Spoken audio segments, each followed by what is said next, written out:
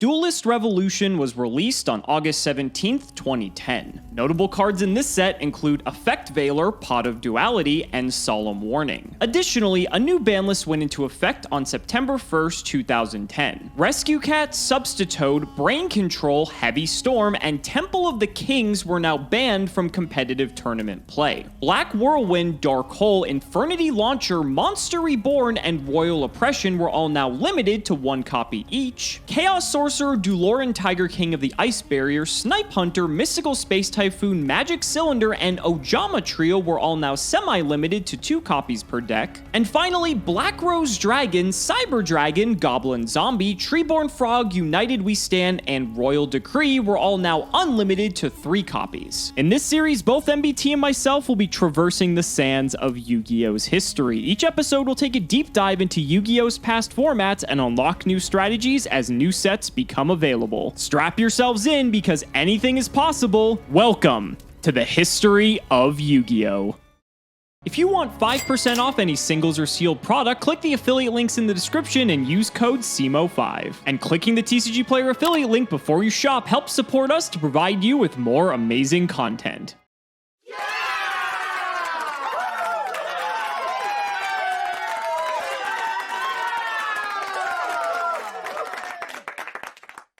Well, I don't know what you expected from that last one. I appreciate the free win. Thanks, Alex! So we've endured the worst that the Shining Darkness has to offer, and it is time for a ban list. After Worlds, Konami bans on September 1st a multitude of cards, including but not limited to Rescue Cat, powering down X-Sabers, Substitute, completely neutering Frog FTK, and limiting Black Whirlwind, which makes Black Wings a much less powerful strategy. Temple of the Kings is also banned on release. Hilarious. As a result, the new format that people experienced at the Championship Series in San Jose in September was a lot lower power than the previous ones. It allowed some weaker decks the room to breathe, as evidenced by the deck that won the whole thing, Gemini. This is Angel Flores's list, and it's really something. It had to contend with all of the decks that had been hit in the previous ban list. In fact, in the top 8 at this tournament represented are X-Saber, Blackwing, Quick Draw Dandy Warriors Next Stage in Evolution, which you will probably hear a little bit more about from Alex, but it did so beautifully because of this card, Gemini Spark. Now, it's no secret that the Geminis are one of Konami's biggest design mistakes. Normal summoning a monster twice means that you are not only able to not get any of its really powerful effects until the next turn, but you are also going to really minus yourself on tempo if that monster gets removed. The way that Konami dealt with it in the past is by making the monsters recoup that loss immediately. Stuff like, Gigaplant activating its effect with priority could beat a removal spell, for instance. But Gemini Spark is another fantastic way to do so. This allows you to tribute a face-up level 4 Gemini monster and then target 1 card on the field, destroy it, and draw a card. It cycles itself and a Gemini monster for a popped card and a card in your hand. That monster does not have to have been normal summoned already, so you can activate this on any board state ever. Gemini Spark, Elemental Hero Neos Alias, Stratos, and Hero Blast would form a cornerstone of a really, really powerful synergistic engine that was found in many decks for the next couple of years, culminating in Bubble Beat in about 2013. But this was the first time the strategy really saw any sort of extremely consistent success. Now, there were a couple of different variants of even this build. Some people played Miracle Fusion and Absolute Zero, but Angel decided to play a newly released card, Pot of Duality. For those of you not playing at the time, Pot of Duality was one of the most highly sought after cards in Yu-Gi-Oh's history. Everyone was playing it, including people who should not have been playing it. Many people read that downside and said, who cares? I'm able to draw a card. And as a result, you're going to see it in a lot of lists that are going to make you scratch your head. But this one is not one of those. At its core, this is a stun list that uses powerful 1900 attack monsters like Elemental Hero Neos Alias and Doom Caliber Knight to get beneficial trades, and then follows it up with cards like Gemini Spark to deal with problem monsters. The fact that it also gets to play a sick trap lineup in Bottomless Trap Hole, Dimensional Prison, Solemn Warning, Warning, Torrential Tribute, and Hero Blast is just the icing on the cake. In the side, we've got Consecrated Light for Blackwing, we've got Fossil Dynapachycephalo for plants, we've got Nobleman of Crossout, Super Polymerization, Double System Down for gadgets, Double Gotham's Emergency Call for X-Saber, Mind Crush, Royal Oppression, and Starlight Road. Now, Starlight Road was way more powerful this format than the previous one. While it could no longer deal with Heavy Storm, it could now deal with Dark Hole, which was recently limited as well. So, happy to show this off. Let's just go through the cards real quick. We've got Banisher, double Sidra, double Doom Caliber, double Veiler, triple Alias, one Stratos, one Gores, double Honest, double Thunder King Ryo. Really, really strong against a majority of the format. Allure of Darkness, double Book, E-Call, triple Gemini Spark, Monster Reborn, MST, Nobleman, triple Pot of Duality, one Reinforcement, Bottomless, Depriz, Hero Blast, Solemn Warning, and Torrential. We've already been through the side. The extra is 2 Chimeratech Fortress Dragon. This is just for gadgets. We are playing Sydra's main. 1 Cyber Twin Dragon. Theoretically, you could use Super Polymerization to go into this if you ever get 2 Sydras on your side of the field, but seems unlikely. Dragon Knight Draco Ekest. There are some scenarios where this happens. If your opponent ends on a very powerful Dragon Synchro monster, you can Super Poly into this using something like a Neos Alias, and the card itself is pretty strong. We've got Ab-Zero, we've got Gaia, we've got Catastor, Black Rose Dragon, Brionac, Lamvel, Goyo Guardian, Magical Android, Mistworms, and 2 copies of Stardust Dragon to pair with the double Starlight Road. So, excited to try this out. You know I'm a sucker for Hero. You know, I sort of voluntarily decided to adorn the shirt of shame for this episode because when I approached Joseph and said, hey, why don't you play Frog FDK for this episode? Yeah, you can imagine that things didn't exactly go the way that I had planned, but nonetheless, we had to show off the deck, and I think the Frog FDK X-Saber matchup was actually a pretty good one just because you got to see kind of the titans of the format going at it, but now we are moving on to September 2010, and a new ban list is in effect. Rescue Cat's gone, Heavy Storm is gone, Brain Control is gone. We actually lose a lot of just very strong power cards that were in the previous format, and we also have the release of Duelist Revolution, and some new cards that set introduced are Pot of Duality and, of course, Solemn Warning. So we are going to be bringing Plant Synchro to today's episode of the history of Yu-Gi-Oh! This looks very reminiscent of the Quick Draw Dandy Warrior deck that we saw Joseph pilot a few episodes ago, and there are a lot of similarities, but this is a different take on the deck for the time. We're going to be taking on Joseph's hero deck that he's going to be playing, and so let's go ahead and do the card by card. First up, we have Blackwing Gale the Whirlwind. The thing is with this deck, even though it is sort of a synchro-focused deck, you just have a lot of good stuff cards that you're playing in here, right? Like cards like Raikou, Snowman Eater, Debris Dragon, Sang, like all these cards just individually are a powerhouse, but then the fact that they synergize together so well just is also what makes this deck so powerful. And so while this may not be indicative of like Plant Synchro in 2011, once we get to Reborn Tengu, which is a vastly different beast, you're still going to just see a lot of just very strong standalone cards, which is what made this deck so good for the coming months. So we've got Gale here just because it's good as being a tuner as well as being able to cut monsters down to size. Triple copies of Caius. I mean, Caius just doesn't go anywhere anytime soon just because of how strong of a card this is in the format. 1 Card Trooper. We want to load up a lot of stuff in the graveyard because we are playing double Pot of Avarice, and we want to hit stuff like Dandelion as well just to trigger that effect. I can't believe Dandelion is still like at this number of playable copies just because of how broken this card is, but here we are. Paired with the 3 copies of Debris Dragon. I mean, Debris Dragon plus Dandelion equals a Black Rose Dragon that leaves you with tokens, so that's pretty strong. We're also playing Jinzo in this deck just because there is some decks that are running around at this point like Blackwing, like Gadget, and so having this Jinzo kind of in favor of like another Monarch or something, Jinzo can just shut everything down and make sure that your plays go through. We've got 2 Lone Fire Blossom to go with our Plant Engine. We've got 3 copies of Raikou just as general removal. A Sangan can search most of the deck, and 2 Snowman Eater kind of following in line with the Raikou, but has a much larger ass, so that way it can withstand an attack. We can maybe tribute it for a Caius or a Jinzo or synchro it off for a synchro play. We've also got Spore as well. Spore is just a nice little tuner that we can have access to in our little plant package. We have a super nimble Mega Hamster to get to our Raikou, and 1 Titanial Princess of Camellias. This in tandem with the Dandelions is just nasty, and I hope we get to show this off because this card is so powerful. That's it for the monsters though. For the spells, double Book of Moon, a Cold Wave. Dark Hole is actually legal again. This was forbidden, but this this came off the list in exchange for some of the cards that we lost. Mind Control is fantastic in a synchro format. Monster Reborn is also legal again in this format, so that's also pretty cool to see. MST, double Pot of Avarice, and one of the newly released Pot of Duality. Now, this may seem a bit weird playing in a synchro-focused deck that wants to special summon a ton, but these decks don't play, you know, to the pace that you know modern Yu-Gi-Oh! Plays, right? So you can just go turn 1 Duality, maybe just get some setup with like a Raikou or some back row, and that's pretty okay, so that's why we see it being played in this deck. And then for the traps, double Bottomless for generic removal, Mirror Force for a mass removal, Solemn Judgment just kind of our answer to anything, and Solemn Warning in here as well. Such a powerful card. We're going to be seeing a lot of this moving forward. Double Threatening Ward to actually just get protected from getting OTK'd, because there are some decks that are capable of putting a ton of damage on the board, so I kind of like this in this deck. A Torrential Tribute just to clean things up, and 2 copies of Trap Stun. This is similar in line to the Jinzo theory, because Trap Stun can turn off everything like the Judgments and the Warnings preemptively, and if you have the way to go for game or clean up the board with something like a Black Rose Dragon, that is just a great way to be able to turn things back around. The extra deck is the usual offenders.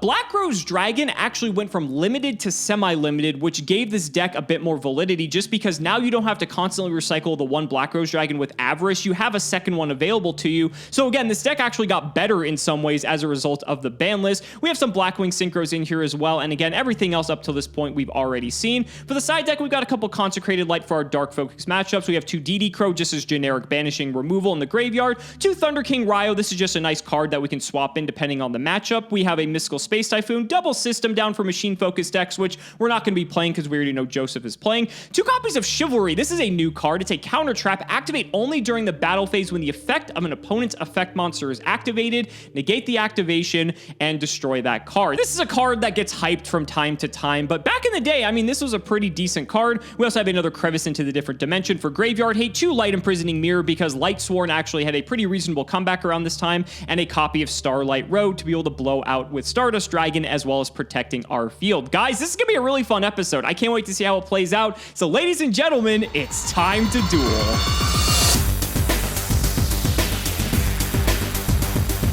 Joseph, so I don't know if you read any of the coverage of SJC San Jose, which is like technically like where we're at for history of Yu-Gi-Oh, but the final piece of like the blog was maybe the greatest piece of marketing material ever, because it says Angel Torres won because of his triple Pot of Duality, triple Solemn Warning out of Duelist Revolution. Yeah, I don't know if I would attribute it exactly to that, but you can't deny that they helped. I can't believe we're already at D-Rev, right? Like, it just seems like time is flying by now in history of Yu-Gi-Oh! And now we get to introduce some of, like, the most staple cards in, like, modern Yu-Gi-Oh! Maybe not, like, modern Yu-Gi-Oh! But we see these cards for, like, the next, like, 10 years, you know? I was going to say, wait till Burst of Destiny. You play against a Flundereeze player, they're going to be playing that Pot of Duality. Yeah, I mean, fair. I mean, they're very influential cards at the very least. Duality, Warning, Draco Knight, Equest, you know, just some of the cream of the crop cards in Yu-Gi-Oh! This will be a fun matchup, though. I get to take a crack at the Plant Synchro deck for the first time. You're playing one of your all-time favorites, which is any variant of Hero, which, you know, you're welcome, by the way. Thank you. But I'm excited. How are you feeling? I'm feeling good. Calling this Plant Synchro is kind of like calling, you know, Gage's channel a nice vlog experience. You know, like, it does a bit of a disservice to the concept of Plant Synchro. The deck does become a lot better in the future, but as is, people are starting to realize that Spore is an exceptionally unfair card.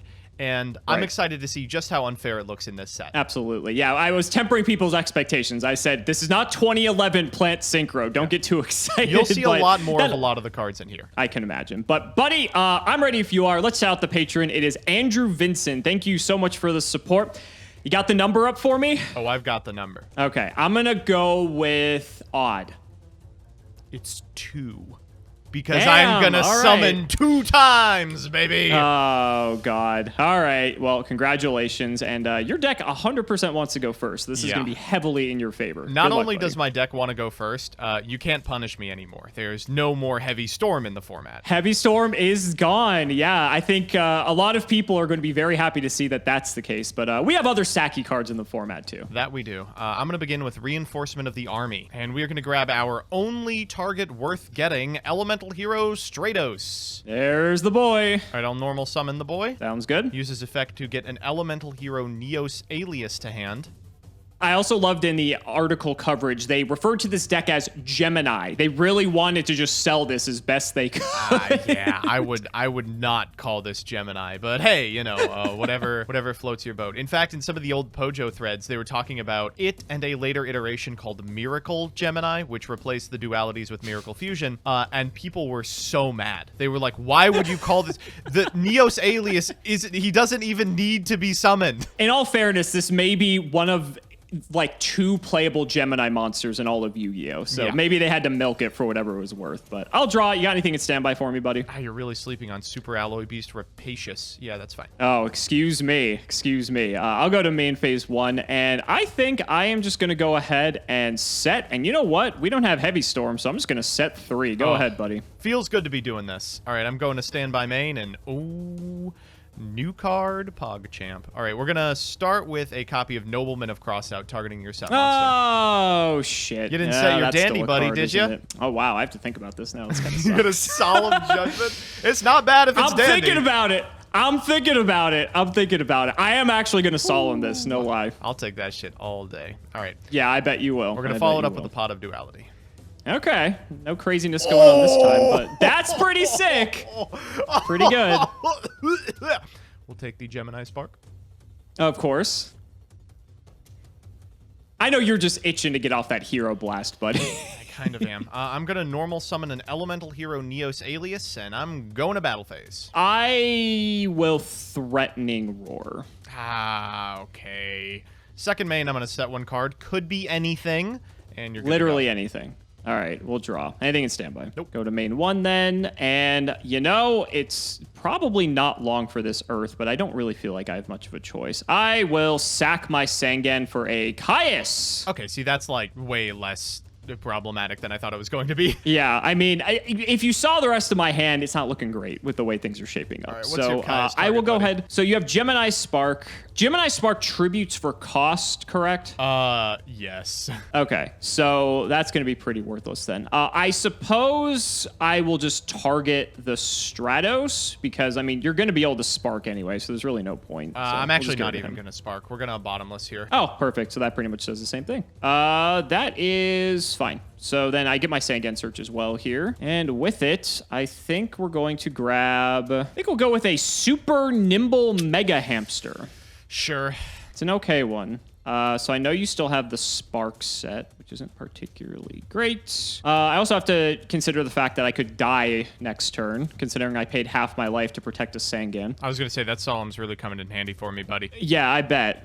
Again, if you saw the rest of my hand, it would not be looking good if that Sangan died. So I'm feeling okay about it. All right, you know what? I will just set another back row and we'll throw it over. All right, I will go to standby main. I'll activate E-Emergency Calls. Go get another Neos Alias. One of the best things about heroes, you always have rotas. Okay, now I have to decide. What's that set card? I don't know, and I don't care. Normal summon Neos Alias. I'll go to combat. Attack. I will take 19. I'll attack again. I will book the Neos Alias. Sure, that's fine. Second main, I will set a card. You're good to go. All right. End phase, I'm going to space what I hopefully assume is a Gemini Spark. It is a Gemini Spark. Wow, that is rough. Okay. I'm going to cycle my Neos Alias targeting your Mystical Space Typhoon. Sure, just get another draw.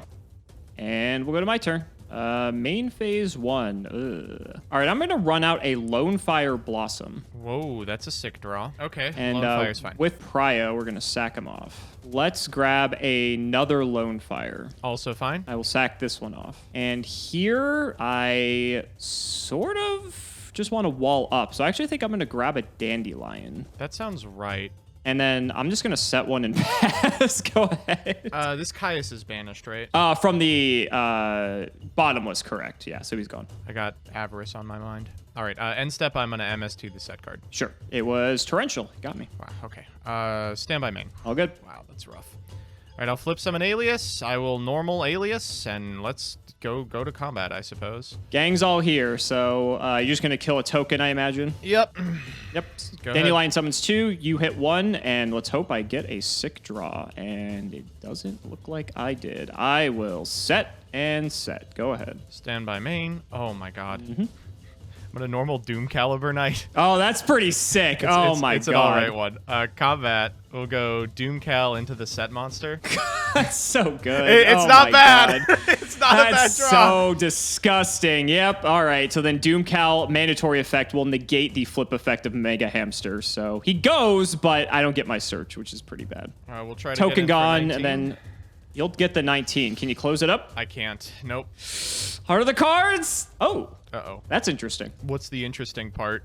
Give me a second, buddy. I'll let you know soon. It keeps me alive, so I guess we got to go for it. I'm gonna trap stun. Oh, okay. All right. I'm in. Run out Debris Dragon. Trigger the effect. Oh, you're going to go into Black Rose. Yeah, and then it's gonna get stopped by fucking Book of Moon, so let's see it. It's actually going to get stopped right now. I'll Valor your Debris Dragon. Oh, even better. All right, all right. Good game. Good game.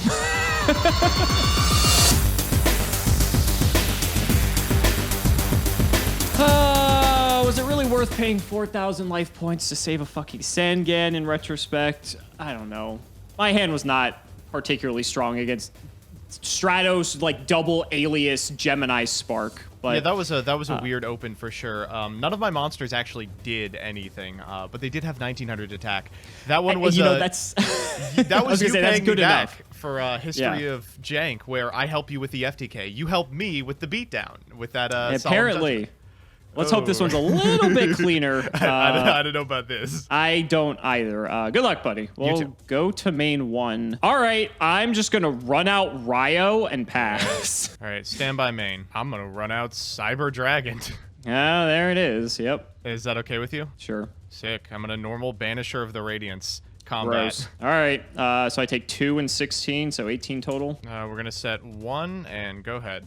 All right, this was fun. Don't really see this going to be playing out too well now. Oh my god, what are we going to do about this? You got to draw Dark Hole. I mean, that's the play. Dark Hole is legal again. Dark Hole is legal again, and that would help me out. I will set 1 and throw it over. Uphill battle's right. Let's go ahead and Nobleman of Cross out your set monster. Oh my god. Yeah, all right. There goes the Mega Hamster. Oh, that's a good one. You playing a second copy of that one, buddy? No, I'm not actually. Just the one. All right, you're going to have to take my word for it. I'm not playing one either. Let's normal fucking Fossil Dyna. Oh my god. He's just like on stun now. I hope you don't have Gores, because it's going to look pretty bad here. All right. Anyone's game. Anyone's game. Could go either Dark way. Hole. Jesus Christ.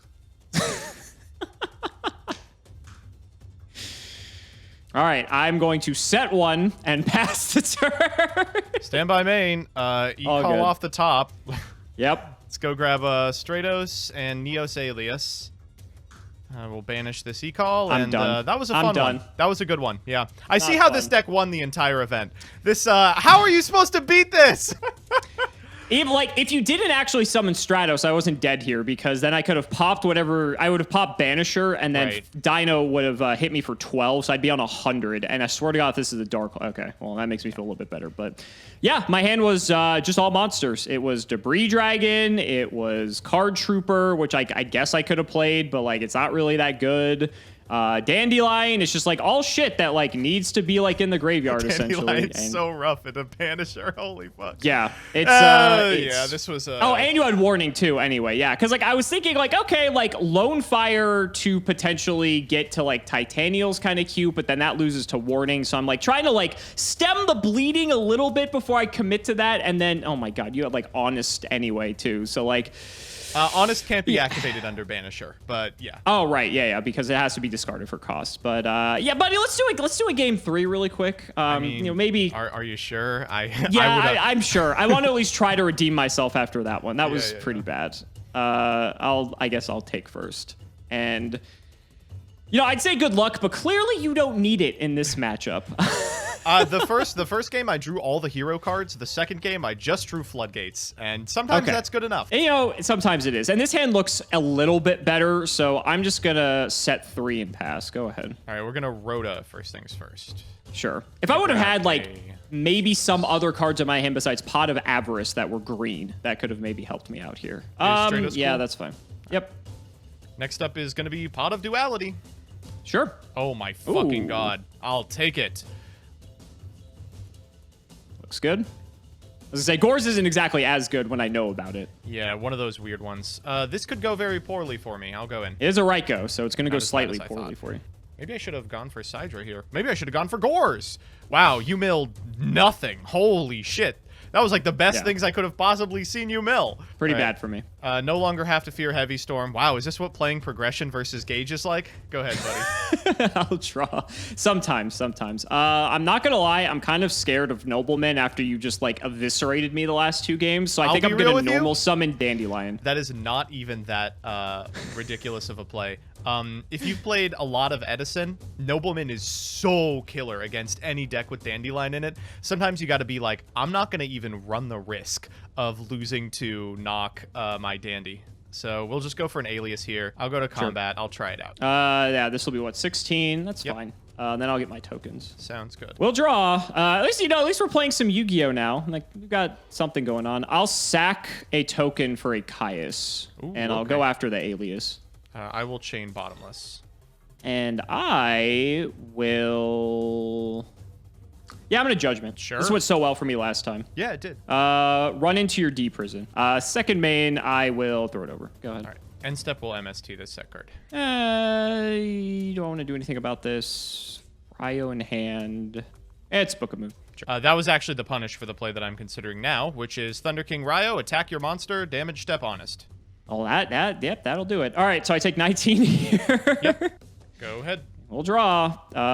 Go to main 1. Didn't consider Honest was a possibility. There's a lot of light targets in this deck. It's also weirdly on Allure of Darkness with like 4 darks in the entire list.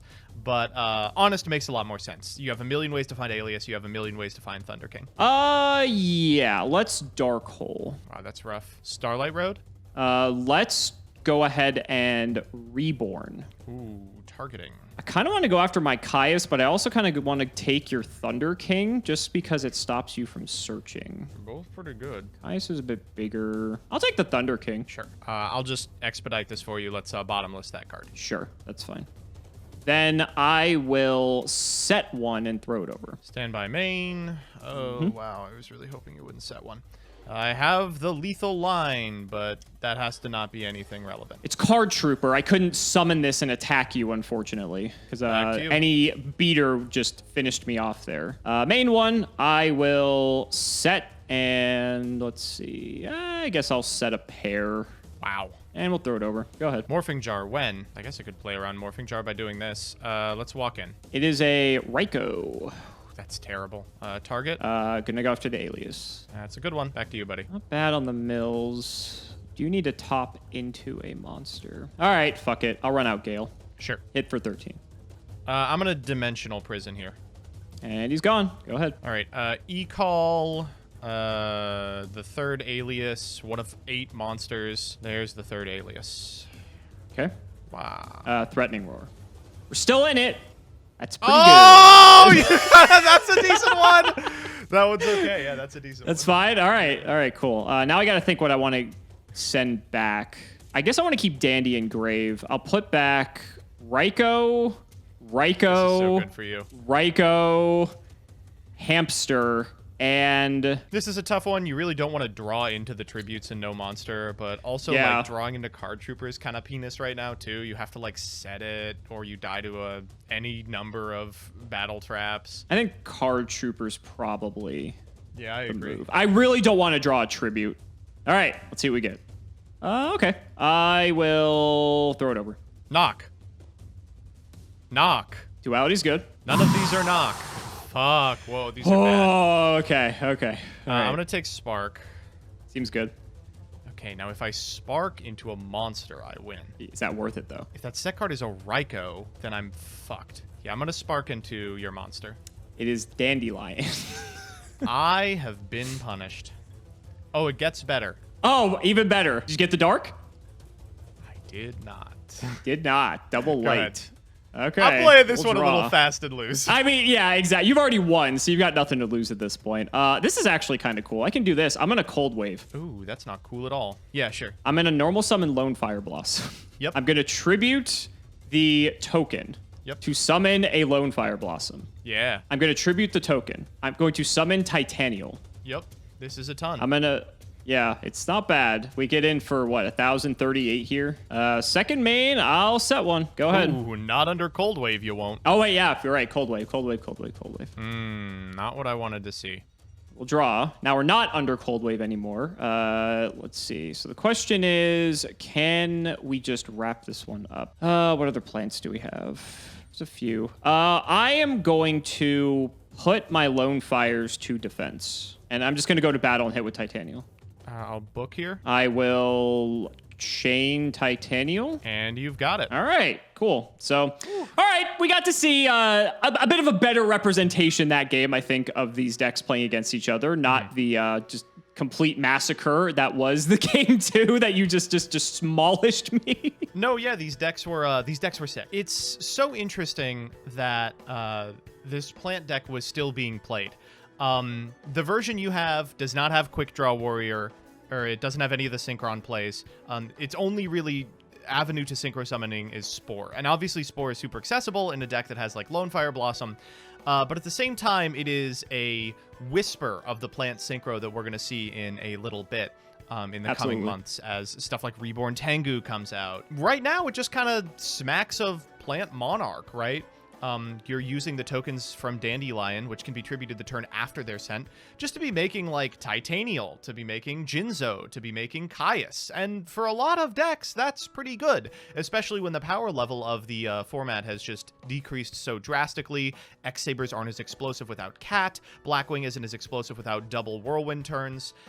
So, you know, I understand the impetus behind wanting to play this version of the plant deck, but boy, this stun deck is just next level. Wow, I was super impressed. Right. I mean, just like all the tools that you're equipped with to deal with this, it's like almost like night and day. Right? I mean, like Gemini Spark is just such a great way to efficiently just deal with threats. And then just like you're getting all the advantage back, right? And then you pair that with like your trap card in, what is it, Hero Blast, that you can just like literally get the alias back and just set up again for another turn. You've got the Cyber Dragons, which hit over like nearly everything in the format. Doomcal is just a house because it deals with threats that really don't have like a native answer to in most instances, but because it's big, like we saw that with the Super Nimble Mega Hamster, right? Like that was the perfect card to have in that situation. Oh, yeah. And it's just this one humming engine that just like seems to work so well against the way it's pitched against the rest of the format. I was super impressed by it. I was not expecting to be like this one-sided in the beginning. Oh yeah, no, it is shocking how seamless this is. The Gemini Spark does unbelievable duty as just an all-around counter to corner case answers to your setup that your opponent's going to be packing. But post-board, I can't imagine, like, losing with this deck, right? Like, the game that I ended up losing was a game 1 because we ended up with these, like, weird dead cards in the hand. But when you can, like, max out on knock against plant decks, when you can max out on extremely targeted graveyard hate against, like, X-Saber trying to go for fall troll plays, when you could, like, max out on, like, targeted hand traps, targeted trap cards, targeted floodgates in, like, Royal Oppression, Light Imprisoning Mirror, Consecrated Light, it is really hard to see how this deck would drop. And this, to me, feels like one of the first decks that really flexes that toolbox ability, the, like, plug-and-play trap lineup and monster, or hand trap lineup in Effect Veilers and DD Crows, because of Pot of Duality, right? Like, we see it a little bit now in Pot of Prosperity, where in games 2 and 3, your dedicated sideboard hate, you can just ensure that you're going to see by playing Prosperity. Duality is the first Prosperity, and it means that you are massively, massively favored in boarded games, and it's part of the reason why this card was so expensive when it first came out. I mean, no other way to describe it. Like, obviously, Dark Arm Dragon was a huge problem for budget players, but there were options, right? You could play Gladiator Beast or something. If you wanted to play Yu-Gi-Oh! Right about the time the Pot of Duality came out, you were buying Pot of Duality or you were losing to Pot of Duality. It's not a boss, it's not a build-around, it's just a card you would jam in your deck if you had it. And if you didn't have it, you wouldn't jam it in your deck, and you'd lose to people who did. Right, just because it just makes your deck more consistent, and if your deck doesn't have it, you don't play it. And so it's this card that reminds me a lot of Dark Arm Dragon because, like you mentioned, how people got price gated out of Yu-Gi-Oh! Dualities on release were like $250 to $300 a copy, and we didn't really see that like up until Dark Arm Dragon again, right? Like there was never a card that eclipsed that just exorbitant value prior to this. And, you know, to be fair, I think Duality probably, I don't feel like that was I don't think any card should be $300 like that. For but sure.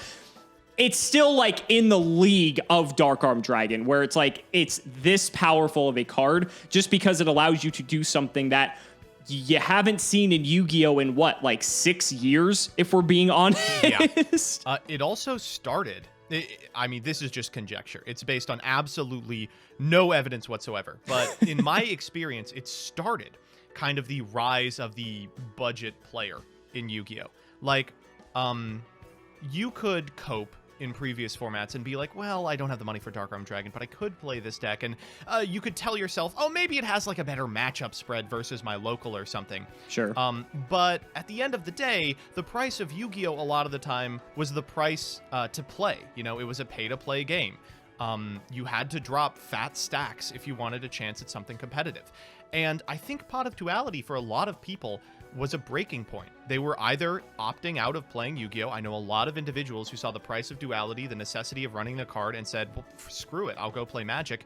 And it started this, like, sort of league of budget duelists, individuals who were, like, frustrated that for a monetary advantage, they could be massively favored in games 2 and 3, not because it enabled them to play a different deck, not because it enabled them to try a different strategy that was inaccessible otherwise, but because it just made their deck better in a way that, like, Dark Arm Dragon didn't.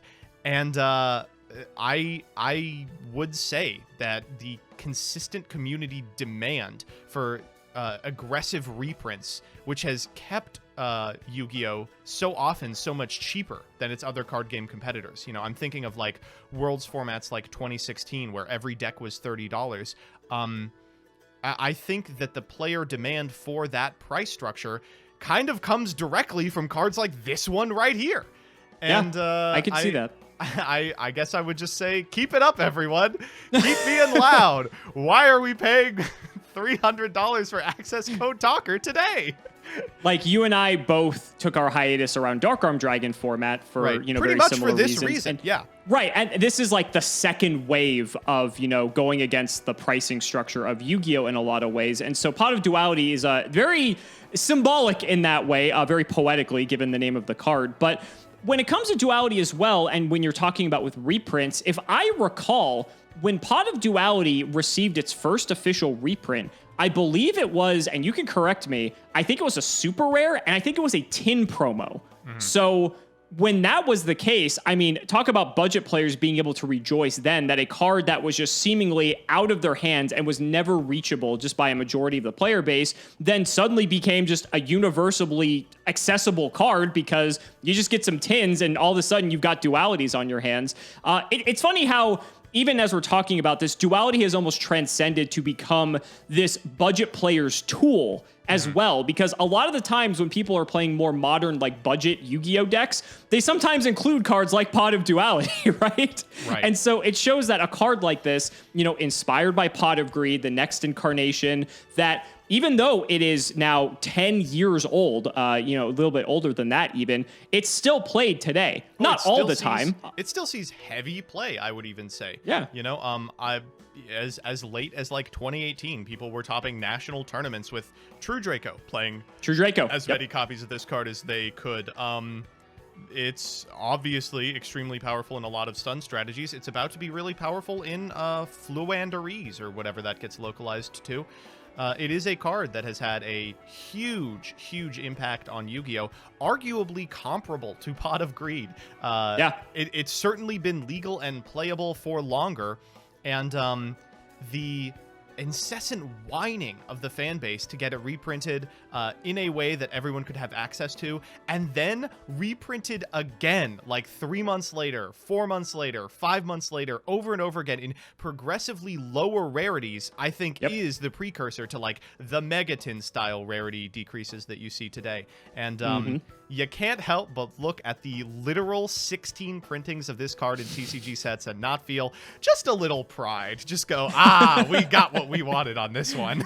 We did it, boys. We did it. Yeah, no, I agree. And it's funny, too, because, like, even though you were mentioning other decks like Blackwing, like Glad Beast and the like, Those decks still were around at this time. We just chose not to really showcase them because we've played them to almost oblivion at this point. But, you know, this format was actually seemingly pretty diverse. Yeah, sure, you had like this nonsense. You had the plant deck, but you had Blackwing, you had Glad. X-Saber is still around. Rescue Cat's banned, but guess what? X-Saber, you know, that was just a bomb. It didn't really need Rescue Cat. It does just fine without it.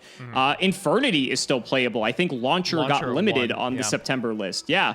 Gadget is still a very formidable threat in this format. And so the format is actually quite diverse until it eventually starts to narrow down into about 3 decks. It's about Plant, X-Saber, and there's 1 or 2 others maybe in there.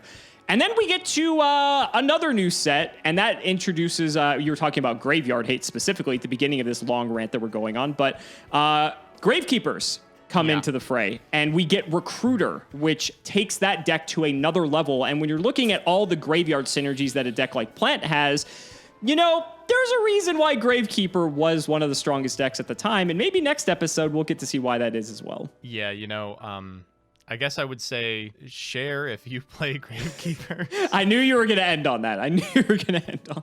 So guys, that's going to wrap it up for this episode of the History of Yu-Gi-Oh! We have to shout the patrons as always. So big shouts to Shout1317, Moto, Cameron Smith, Chaotic Meatball, S.J. Winchester, Tim00x3, Ika Ironfang, Part 2, Pony Starkey and Musa, Michael Dente, Dan the Man Hoban, Synchro Guy, Ole, Mystic Walk, Sylvia Wild, Draconic, Rockslide, Dollywop, Logan, Thomas, Peter Gregory, Cole T, Thomas Nelson, Yusuf Asin05, Jordan Coons, Calvin, Iron Blades, and Pure Ace, Jesse Wood, True Nerdgasm, Brother Paul, Chris Hood, Lumpy, Nehru, Celeste, David Lee, Rockley 325, Lane Rogers, Chatgot, Silent Agent 216, I Side and Grand Maju and Salad, Sky Rose, Dylan Hunter, Brett Harvey, John 2-Based App at the Astro, Brody Eastwood, Days Zero, Elias Pinero, Carlos DT, Flannel Daddy, Give Me Speedroid or Give Me Death, Matthew Elliott, MBT's Hard Like, Ashlyn Jensen, Cypher Peon, Perp 6, TC Gaming, Thanks for the Sleeves Dad, Matthew Brady, Edison Format, Ash Blossom Toe Sniffer, Dr. Solace Max, Tom Russell, Gage Just Play Watts Already, Chipotle Rice, Dragon Link Will Never Die, Eric Grems, and Wa Yan. Thank you so much for watching the video, and we will see you next time.